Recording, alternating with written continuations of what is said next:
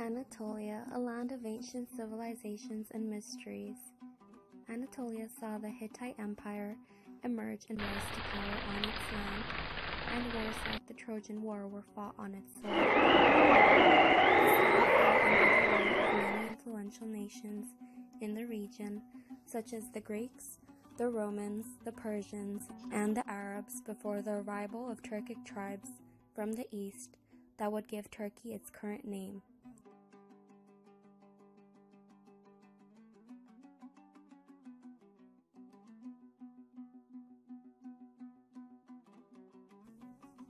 But this was not the first time Turkic-related people would migrate to modern-day Turkey from Central or Northern Asia, and it was not the first time Turkic-related groups would rule over Anatolia either.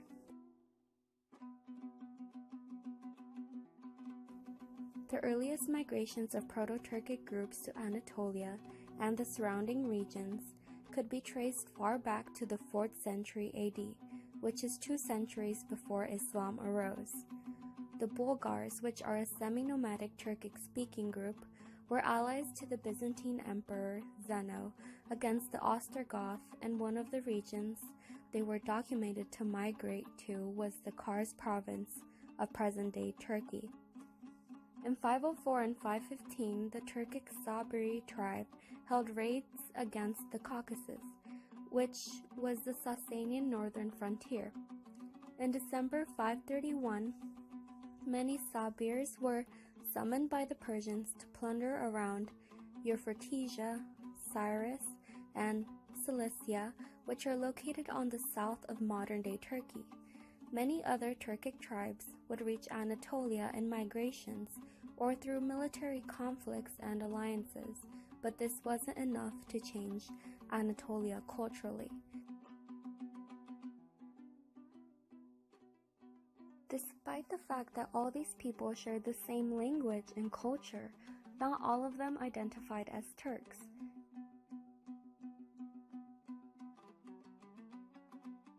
In fact, the Gok Turks were the first Turkic group to use that term as self-identification, but the rest of the Turkic nations kept their own name.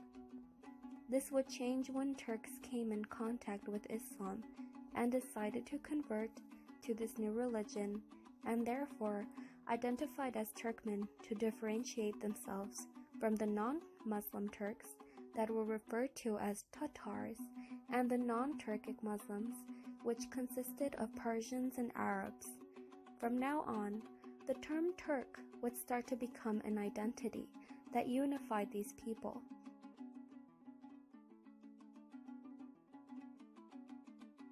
After the conversion to Islam, Turks would start to be an influential power in Western Asia and Anatolia, establishing many dynasties in the region, such as the Seljuk Turks, the Artukid state, the Selçukid dynasty, and the famous Ottoman Empire that had the greatest impact on Anatolia, resulting into completely Turkifying Anatolia by fully conquering the Byzantine Empire and controlling Anatolia as a whole. The Ottoman Empire derived its name from its founder Osman I, and according to Ottoman tradition, Osman's father Ortogrul led the Turkic Kagi tribe west from Central Asia into Anatolia. Then he ruled the town of Selgut on the Byzantine frontier. But all of this leads to the question, how much did the Turkic tribes affect the gene pool of the modern Turkish people? Genetically speaking, before arriving to modern-day Turkey, the Turkic tribes of Central Asia would have been made up of the East Asian component, with a considerable West Asian admixture due to the fact that Central Asia was already inhabited by Western Asians before the arrival of the Proto-Turks.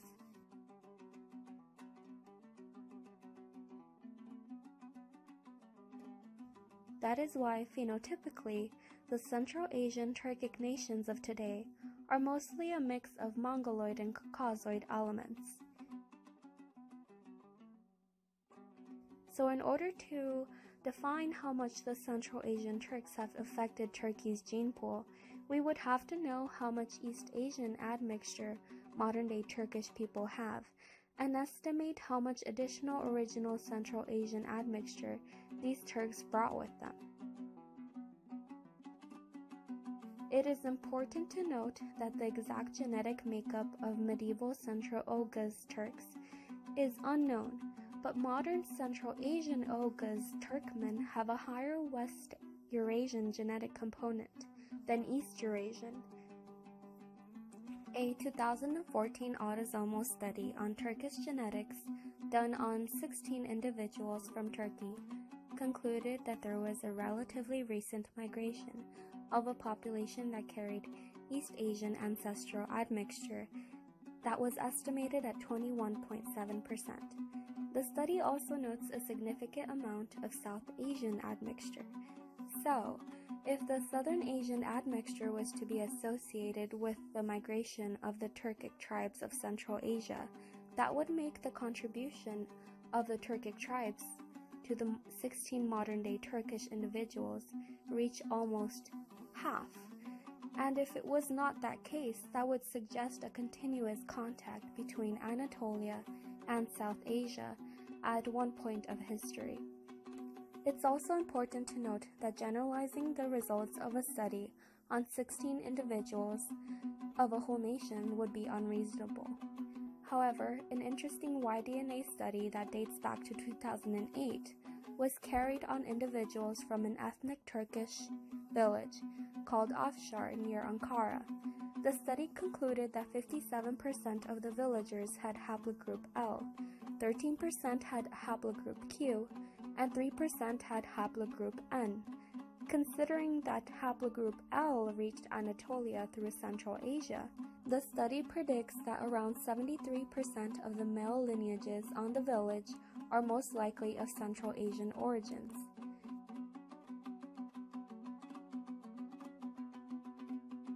In 2001, Benedetto et al. Revealed that Central Asian genetic contribution to the current Anatolian maternal DNA gene pool was estimated as roughly 30% by comparing the populations of Mediterranean Europe.